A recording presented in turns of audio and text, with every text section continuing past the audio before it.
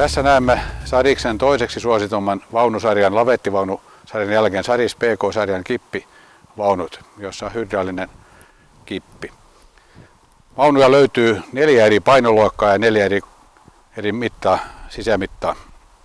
Painoluokat 3,5 tonnia, 2,7 tonnia, 2 tonnia ja 1,4 tonnia. Ja kaikkia kokoja löytyy koossa 184 kertaa 330, 170 kertaa 306, 150 kertaa 270 ja 135 kertaa 255. Kuten huomaamme päältä, Saris kippivaunu näyttää jyhkeältä teräspalkkirunkonsa ansiosta. Lähinnä se erottuu lavettivaunusta selvästi näkyvällä apurungolla, joka näkyy vaunun alla. Saris kippivaunujen laidat ovat samantyyliset. Laitakorkeuksia voi valita 30, 35 tai 50 senttiä. Saris PK-sarjan kippivaunun kuormatilan lavalinkut ovat todella järeät. Samanlaisia käytetään kuorma-autossa.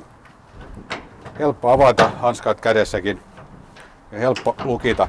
Ja jousen taakse, ja jolloin laita puristuu kulmatolppaa vasten, niin vaunu on todella äänetön ajossa.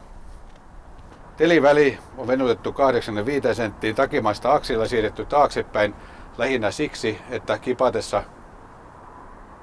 vaunu ei nostaa autoa ja auton perää ylöspäin. Kaikissa Saris kippivaunumalleissa vetokita on valuterästä ja kippivaunussa valuteräksen vetokita on aivan välttämätön, koska kipatessa jonkun verran vaunu nostaa auton perää ylöspäin. Jos se on peltinen, niin pakkaa venymään. Tässä tapauksessa valuterästä ja kestää kymmeniä vuosia. Kuten huomataan, vetoaisessa on vahvikkeet juuri siinä kohdassa, missä pitääkin, koska suuri rasite vaunussa tulee aina mihin kuormatila liittyy. Pitkä vetoaisa on erittäin hyvä ominaisuus myös kippivaunussa, jolloin vetokuulasta takimaisella akselle matka, mikä on mahdollisimman pitkä, se vähiten rasittaa kipatessa vaunua ja tietenkin myös autoa. Etuseinä on pokattu 3 millin teräksestä valmistettu, todella jäykkä. Kulmatolpat pultattu kiinni, aivan kuin Saris lavettimalleissakin. Pultti auki, laidat voidaan poistaa. Nyt avaamme laidan. Saranat ovat tuttua Saris-laatua, kastamalla kuumasinkityt, pulteilla kiinnitetyt. Pohjan rakenne, 18 millin säänkestävä vaneeri, jonka päällä 2 millin sinkitty pelti. Kestää kuormata klapeja, pyöreitä koristekiviä, soraa, karkeatakin sepeliä. Todella kestävä. Kuormasionta lenkkejä saadaan lisävarusteena, jotka on upotettu V-uraan kastamalla kuumasinkitty lenkki, jonka vetolujuus on peräti 400 kiloa. Lavettivaunua paljonkin tukevampi pohjarakenne johtuu 2 millin sinkitystä pellistä. Joskus aikanaan muistatte, kuorma-autossakin oli puulava, jonka pinnalla oli pelti, että kaikki soramateriaali muulta sun muun valuvat mukavasti pois kipatessa. Sariksen 2 suurimmassa mallisarjassa PKL 40, PKL 30, PK 40 mallisarjan vaunussa on vakiona hydraulinen nelikaatokippi, joka kippaa kummallekin sivulle, taakse sekä myös eteen. Nostetaan kippi nyt ensin taakse. Sähköhydraulipumppu pumppaa öljyä sylinteriin. Akku on tuolla kotelossa alla, josta virta pumpulle tulee.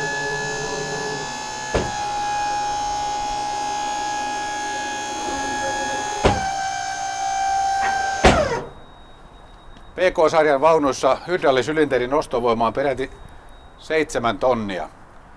PKC ja PKC tarkoittaa Saris kippivaunussa kompaktia, jolloin on haettu kompaktin kokoista vaunua, kevyttä vaunua. Niissä sylinterin nostovoima on 3,7 tonnia. Katsomme tänne ylös, huomaamme kuinka tukevasti pohja on rakennettu. Todella vahva 5 milliä paksu apurunko Oletteko koskaan nähneet kuorma-autoa tai traktorin perävaunua, jossa ei ole apurunkoa? Apurungon tarkoitus on ottaa iskut tiestä vastaan ja tukevoittaa lavaa. Sylinteri on nivelöity alhaalta ja ylhäältä lähinnä siksi, koska kipataan sivulle ja taakse. Runko on vahvistettu tällaisilla todella paksuilla profiilihenkseleillä, jolla saadaan runko pysymään kasassa. Sarisvaunu on järeän näköinen ja pienoinen ongelmaankin on, että ajetaan kovilla ylikuormilla. Tehdashan sallii 1,6 kertaa annetut kantavuudet, jos vedetään traktorin perässä. Eli tarkoittaa sitä, että runko kestää 1,6 kertaa annetun tieliikennepainon, jolloin runko täytyy olla vieläkin järeämpi. Nyt kun kippi on ylhäällä, huomataan vielä paremmin tämä harva teli, jolloin aksialle on siirretty taaksepäin ja huomataan, kun lava on täällä takana, niin todella paljon saadaan painoa vähennettyä nokasta. Suomen tuotavissa sarismalleissa on vakiona umpinainen peltikotelo, jottei lumi ja suolavesi pääse turmelemaan herkkää sähköistä pumppuyksikköä. Kun katsomme kotelon sisälle, huomaamme, että siellä on akku. Akkua ladataan latauspistokkeesta, joka näkyy tuolla oikealla puolella. Täällä on öljysäiliö. Tässä näkyy mitta-asteikko, mistä nähdään kuinka paljon hydrauliikkaöljyä on paikallaan. 2 kilowatin pumppumoottori. Varsinainen pumppuosa on tämä kapea tässä välissä. Ja takana on solenoidi, jota ohjataan nappikytkimillä tai valinnaisesti radio-ohjaimella. Navat ovat pikanapoja. Ne voidaan avata ja voidaan ladata tietenkin myös suoraan akusta. Sekin on mahdollista. Todella yksinkertainen, kompakti paketti pienessä tilassa. Kevyt ja kestävä. Saris kippivaunu voi valita joko pelkällä manuaalisella pumpulla, jolloin voidaan manuaalisesti pumpata kippi ylös, tai sitten sähköpumpulla, tai tässä tapauksessa on valittu yhdistelmä sekä manuaalinen että sähköinen pumppu. Nyt laskemme kipin alas. Voimme laskea sen joko nappulasta painamalla tai vaihtoehtoisesti avaamalla hanan, jolloin voimme lähteä jo samalla ajamaan. Avetaanpa tuosta ensin laita.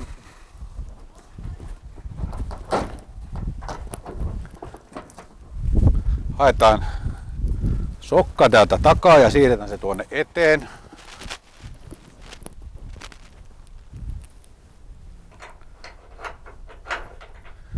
Ja kippaus sivulle muuta kuin nappia painamalla.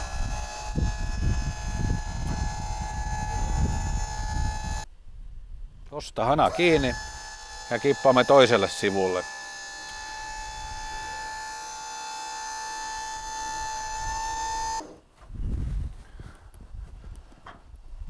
Täällä takana näemme rajakytkimen, joka katkaisee kippauksen sivulle, ettei vaunu kaadu.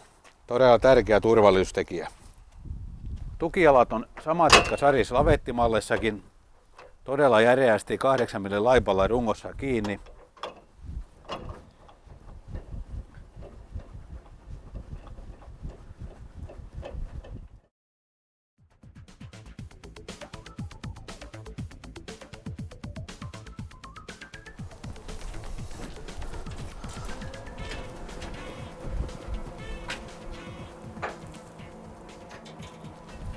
Tuttu Saris-laatu jatkuu Saris-kippivaunujen takapäässä.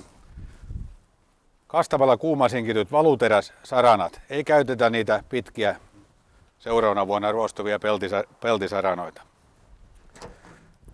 Saris PK-sarjan kippivaunu on todella niin sanottu monikäyttövaunu, koska samalla vaunulla voidaan kuskata työmaalle mullat, sannat, sepelit, sorat ja vielä lisäksi se kaivinkone, vaikka kumitela, kaivinkone, popkatti, avantti, mikä tahansa kuormaaja. Eli samalla tavalla laitetaan rampit taakse kiinni tukevasti ja turvallisesti muu palkissa, kun konetta kyytiin ei pääse pomppaamaan pois.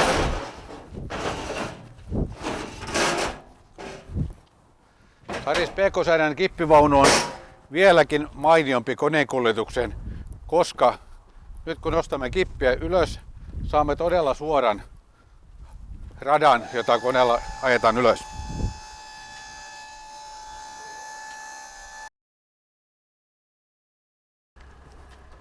Avetaan tuosta alimmainen laita ja ylimmäinen laita.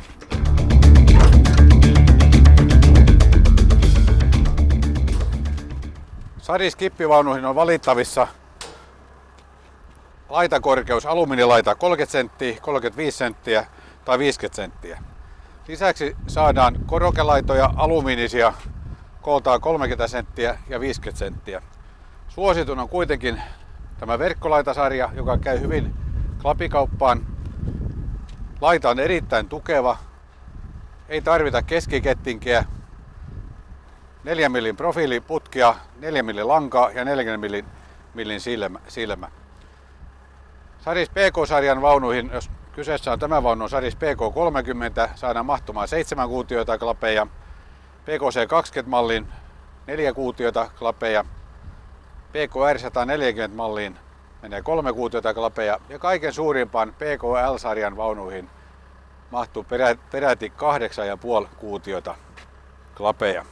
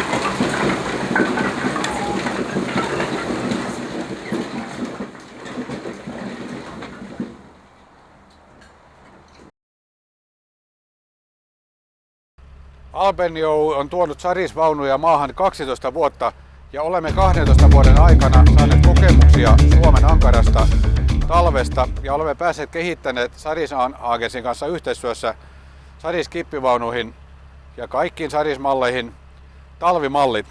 Vakiona kaikkiin Saris-vaunuihin tulee aina M+S talvirenkaat ilman nastoja.